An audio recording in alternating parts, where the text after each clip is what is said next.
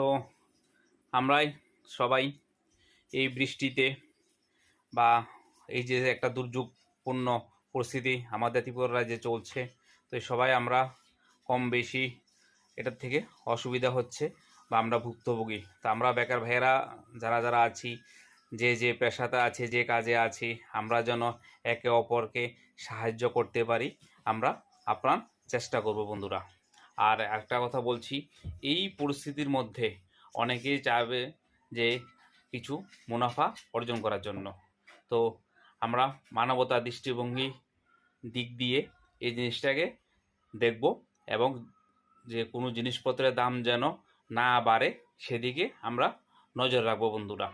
কারণ আমরা চাবো না যে আমরা বিজনেসের লস হোক, কিন্তু আমরা যেন অতি মুনাফা যেন আমরা না নিই, এটা খেয়াল রাখতে হবে সবার প্রতি।